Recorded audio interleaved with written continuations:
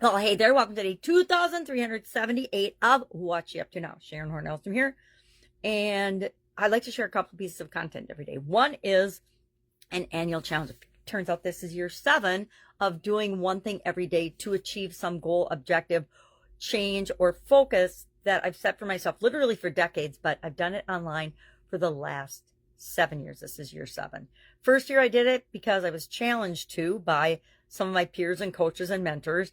And they said, listen, if you're gonna do anything online, you need to be willing to show up. And so I took that seriously and started showing up every day. Mostly I started and sharing the annual challenge because I was doing them anyway, and because it allowed me an opportunity to practice and warm up my voice. And I just kind of got hooked on it. And I like doing it. Holds myself accountable as well as the people in the group to do one thing every day, move forward, keep creating the lives and the things that we want, because we can only act right now. We talk about this pretty often, being in the present moment.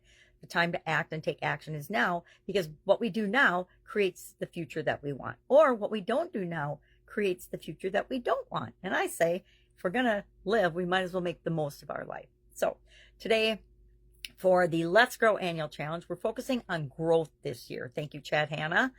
And this month, we're focusing on the life framework area of confidence. I use a 9-part life framework area since 2021 only. Prior to that, it was a 7-part life framework that I learned from Tony Robbins and Jim Rohn back in the 80s, I think. It was the early 80s. That's a long time ago now. I'm getting older. So confidence and communication are two things that I added.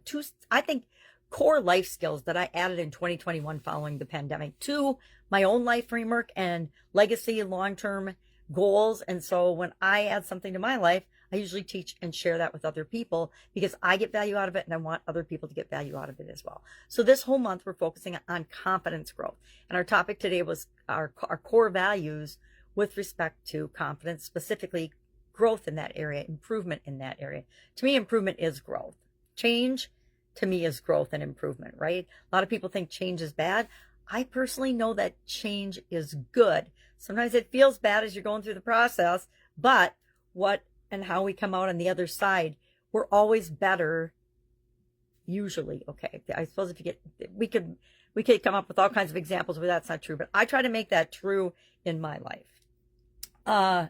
So we were talking about that, and we're just sharing 3 core values with respect to confidence growth, so that we can see what other people, what are your 3 most important confidence core values or confidence growth core values. To me, one is almost always continuous growth, continuous learning, continuous improvement, right?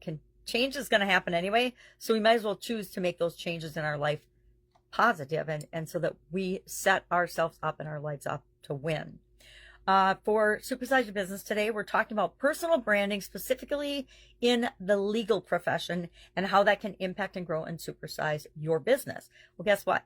I like to share specific industries, knowing that you can learn from anybody, any industry, and apply that to yourself and your business. So I like to give specific examples of, all right, well, personal branding's a cool thing. It's a great tool. It's a great strategy. Personal branding strategies are awesome, but I'm a doctor. Why would I have a personal brand? I'm a lawyer. Why would I have a personal brand? I'm I don't know, whatever you are, why would you have a personal brand? Well, if I'm looking for a brain surgeon, I'm going to look for the thought leader, biggest person I can find if I need brain surgery, right? Or any other thing. If I need a lawyer, I have a lawyer. I've had a lawyer and a legal team for a long time, just like accounting and finance experts and experts in other different areas and fields as part of my team. But if I needed a new one, I remember when I went searching for my lawyer or my primary lawyer and legal firm, as well as my